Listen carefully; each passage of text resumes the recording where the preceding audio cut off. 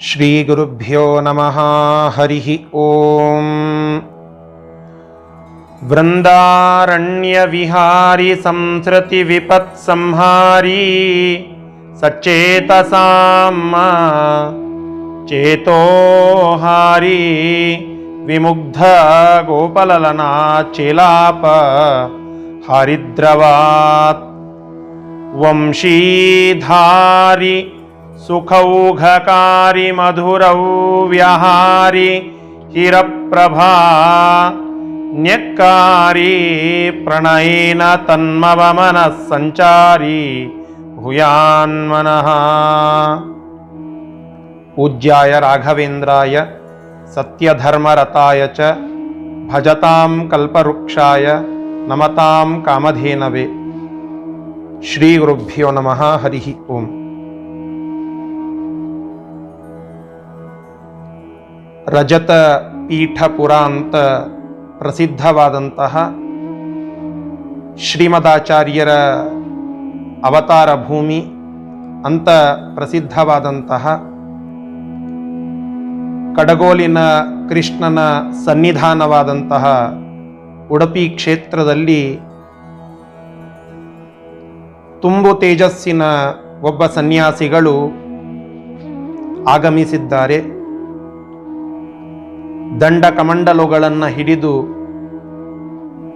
ಸೂರ್ಯನೇ ಶಾಟಿ ಉಟ್ಟು ಅಲ್ಲಿ ಬಂದು ನಿಂತಿದ್ದಾನೋ ಎನ್ನುವಂತಹ ಅದ್ಭುತವಾದ ಸಂತ ಕಾಂತಿಯಿಂದ ಕೂಡಿದ ಆ ಸನ್ಯಾಸಿಗಳು ಗಂಭೀರವಾದಂತಹ ನಡಿಗೆಯಿಂದ ಭಕ್ತಿಯಿಂದ ತುಂಬಿದ ಮನಸ್ಸುಳ್ಳವರಾಗಿ ಕೃಷ್ಣನ ಸನ್ನಿಧಾನಕ್ಕೆ ಆಗಮಿಸಿದ್ದಾರೆ.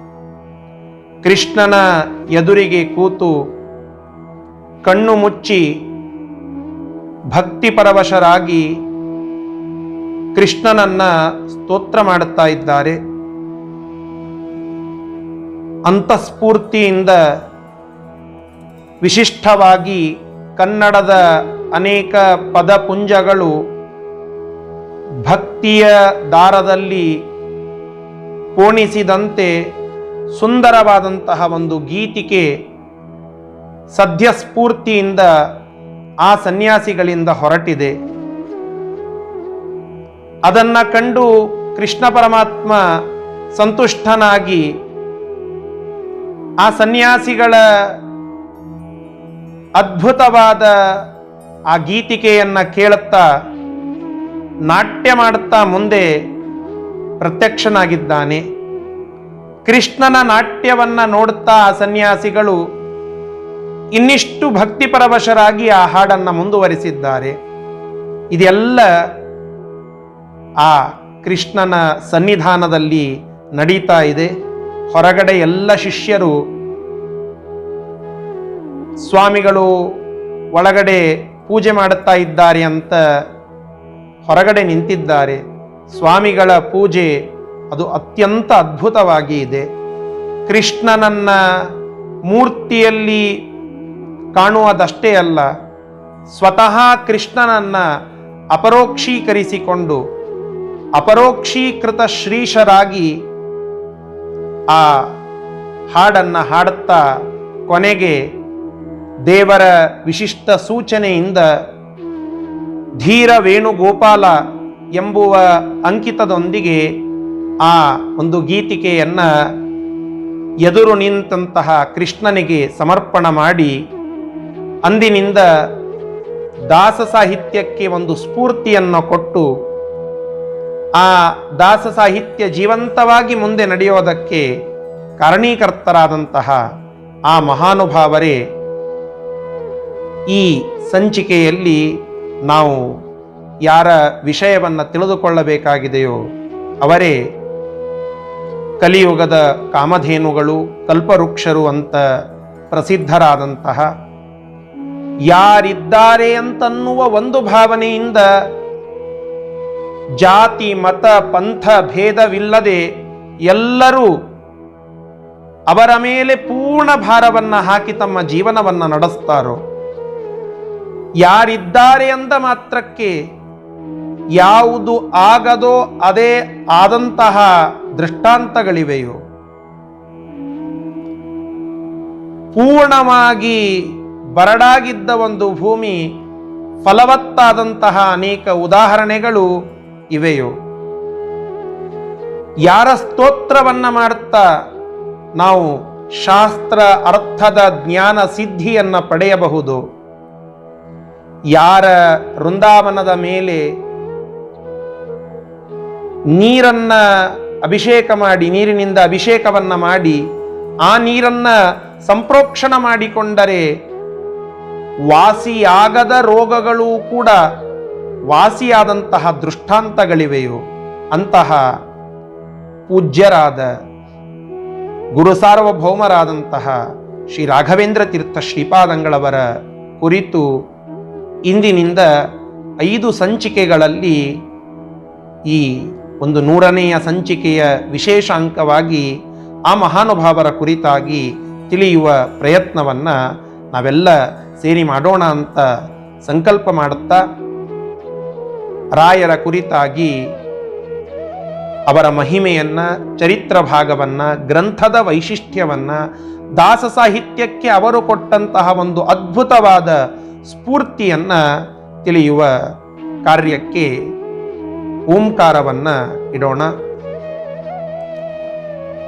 ರಾಘವೇಂದ್ರ ತೀರ್ಥ ಶ್ರೀಪಾದಂಗಳವರ ಪೂರ್ವಾಶ್ರಮದ ತಂದೆಯ ಹೆಸರು ತಿಮ್ಮಣ್ಣ ಭಟ್ಟರು ಅಂತ ಹೇಳಿ, ಅವರ ತಂದೆ ಕನಕಾಚಲ ಭಟ್ಟರು ಅಂತ ಹೇಳಿ.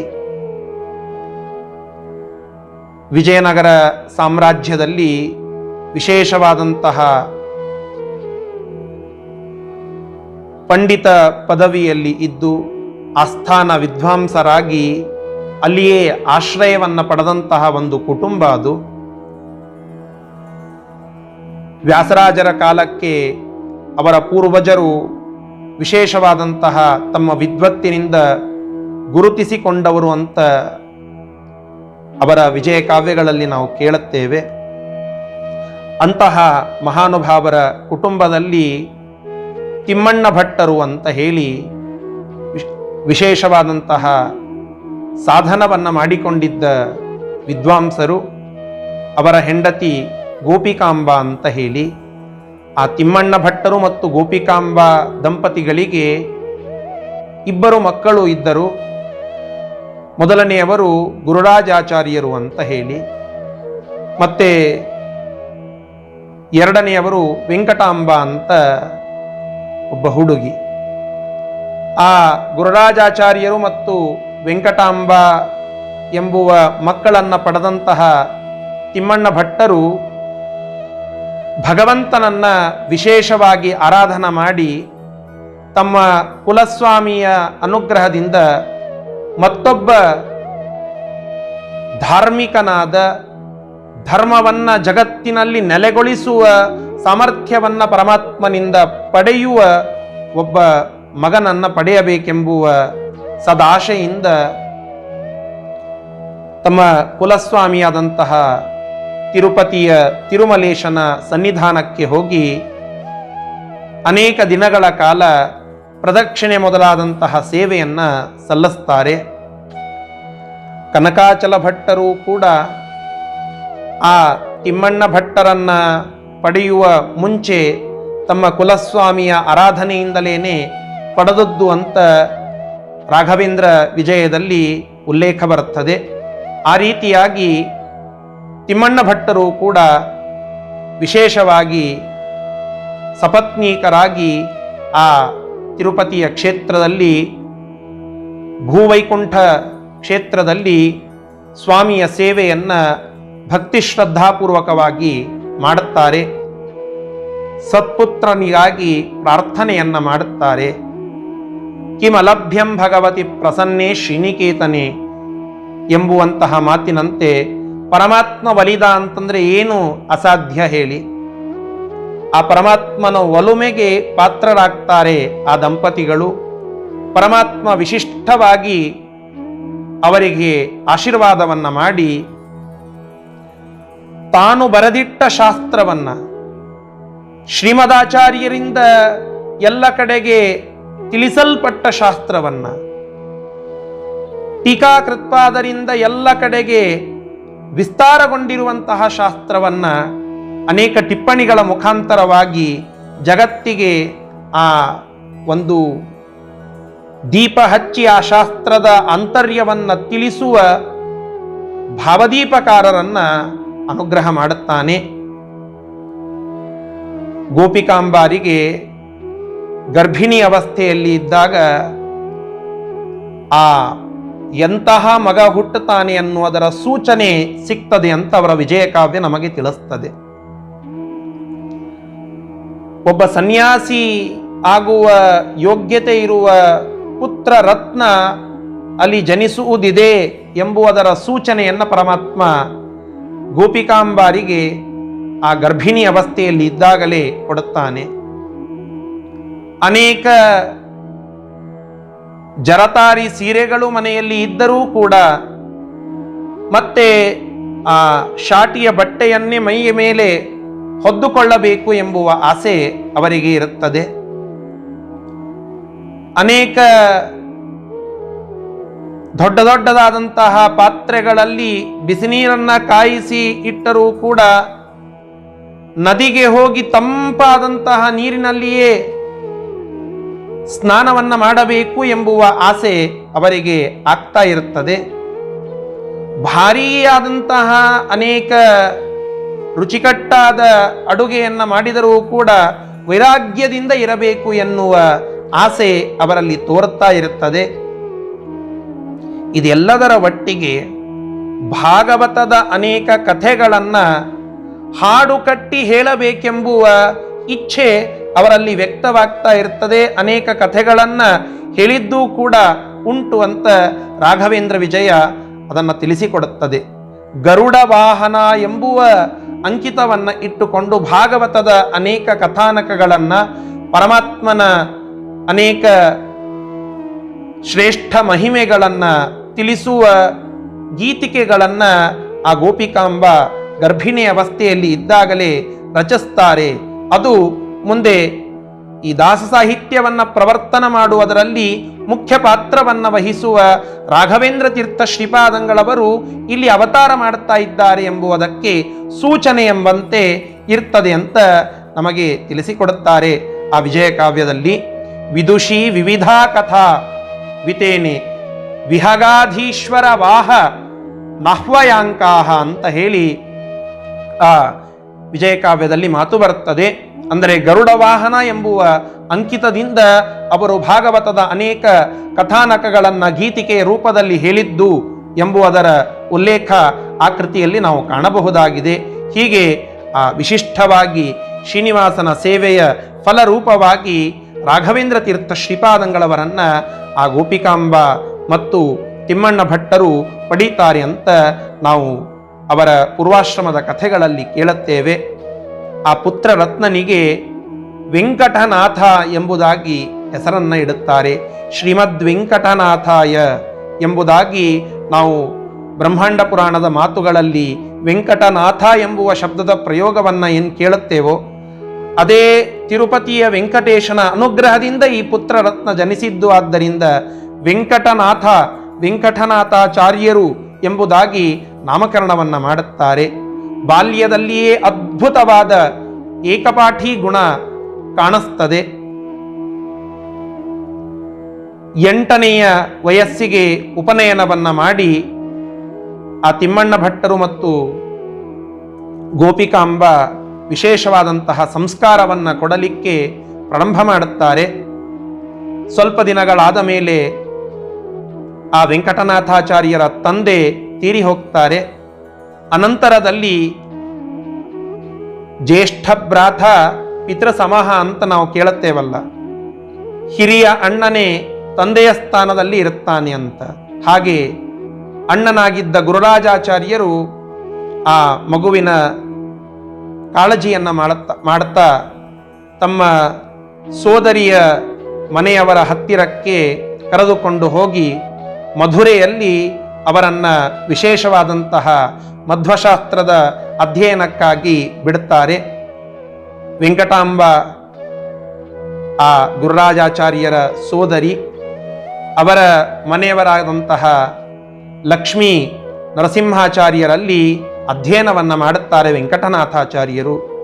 ಇಂತಹ ಶಾಸ್ತ್ರದ ಅಧ್ಯಯನ ಆಗಲಿಲ್ಲ ಅಂತ ಇಲ್ಲ, ಎಲ್ಲ ಶಾಸ್ತ್ರದ ಆಳವಾದ ಅಧ್ಯಯನವನ್ನು ಮಾಡುತ್ತಾರೆ.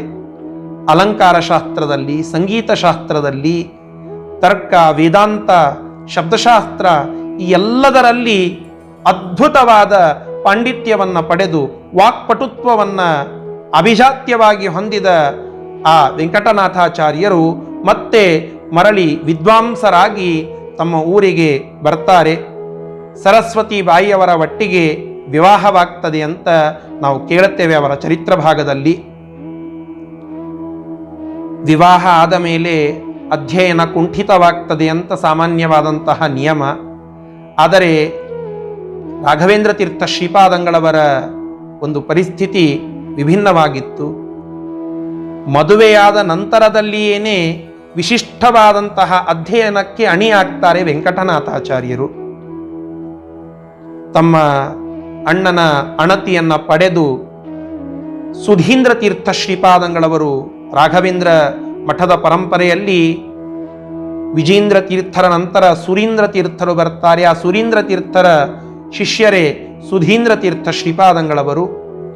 ಆ ಸುಧೀಂದ್ರ ತೀರ್ಥ ಶ್ರೀಪಾದಂಗಳವರಲ್ಲಿ ಹೋಗಿ ಅಧ್ಯಯನ ಮಾಡಬೇಕೆಂಬುವ ಅಭಿಲಾಷೆಯಿಂದ ಅಣ್ಣನ ಅಣತಿಯನ್ನು ಪಡೆದುಕೊಂಡು ಮಠಕ್ಕೆ ಹೋಗ್ತಾರೆ.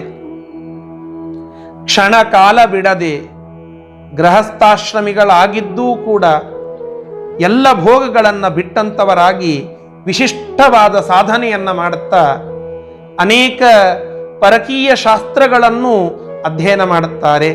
ಮತ್ತೆ ಮುಖ್ಯವಾಗಿ ವ್ಯಾಸರಾಜರು ರಚನೆ ಮಾಡಿರತಕ್ಕಂತಹ ತಾತ್ಪರ್ಯ ಚಂದ್ರಿಕಾ ಪಾಠವನ್ನು ಸುಧೀಂದ್ರ ತೀರ್ಥರಲ್ಲಿ ಅಧ್ಯಯನ ಮಾಡುತ್ತಾರೆ. ಸುಧೀಂದ್ರ ತೀರ್ಥರು ಭಾಗವತದ ಏಕಾದಶ ಸ್ಕಂದಕ್ಕೆ ವಿಶೇಷವಾದಂತಹ ವ್ಯಾಖ್ಯಾನವನ್ನು ಮಾಡಿದ ಶ್ರೇಷ್ಠ ವಿದ್ವಾಂಸರು. ಅಲಂಕಾರ ಶಾಸ್ತ್ರದಲ್ಲಿ ವಿಶಿಷ್ಟ ಪರಿಣತಿಯನ್ನು ಪಡೆದಂತಹ ಪಂಡಿತರು.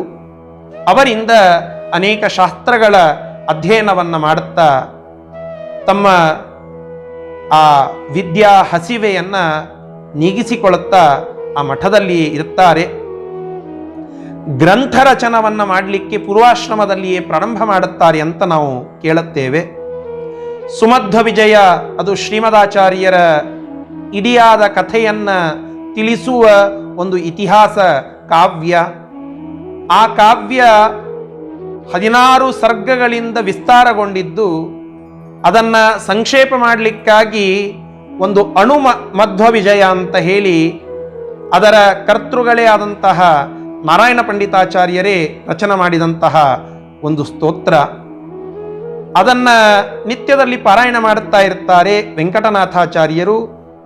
ಭಾರೀ ಅದ್ಭುತವಾಗಿ ಸಂಕ್ಷೇಪವಾಗಿ ಎಲ್ಲವನ್ನ ತಿಳಿಸುವ ಆ ಕೃತಿಯ ಮೇಲೆ ವಿಶಿಷ್ಟವಾದಂತಹ ಪ್ರಭುತ್ವವನ್ನು ಸಾಧಿಸಿಕೊಂಡು ಅದಕ್ಕೆ ಒಂದು ಹೆಸರು ಪ್ರಮೇಯ ನವಮಾಲಿಕಾ ಅಂತ ಹೇಳಿ ಅದಕ್ಕೆ ಅಣುಮಧ್ವ ವಿಜಯ ಅಂತಲೂ ಕರೀತಾರೆ.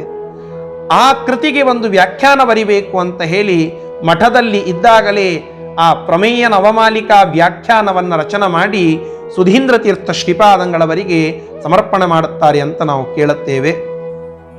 ಅದರಂತೆ ಒಮ್ಮೆ ಅನೇಕ ಪರಕೀಯ ವಿದ್ವಾಂಸರು ಮಠಕ್ಕೆ ಆಗಮಿಸಿ ವಾಕ್ಯಾರ್ಥವನ್ನು ಮಾಡುವಾಗ ವೆಂಕಟನಾಥಾಚಾರ್ಯರು ಅಲ್ಲಿ ವಾಕ್ಯಾರ್ಥಕ್ಕೆ ಕೂಡುತ್ತಾರೆ. ದ್ವೈತಾದ್ವೈತದ ವಿಚಾರ ನಡೀತಾ ಇರುತ್ತದೆ. ಆ ಸಂದರ್ಭದಲ್ಲಿ ಕಿಂ ಚಾತಃ ಎಂಬುದಾಗಿ ಒಂದು ವ್ಯಾಕರಣ ಪ್ರಯೋಗವನ್ನು ಮಾಡುತ್ತಾರೆ. ಅಲ್ಲಿ ಇದ್ದಂತಹ ಎಲ್ಲ ಜನ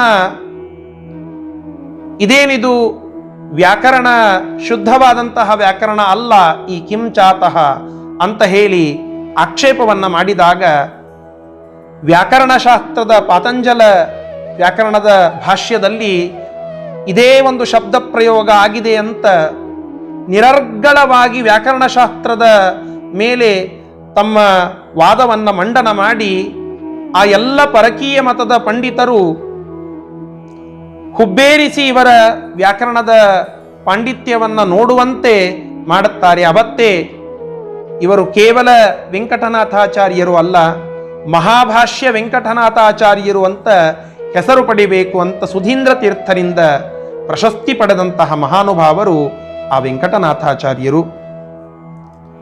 ತಂಜಾವೂರಿನಲ್ಲಿ ಒಂದು ವಾಕ್ಯಾರ್ಥ ನಡೆದಿರುತ್ತದೆ.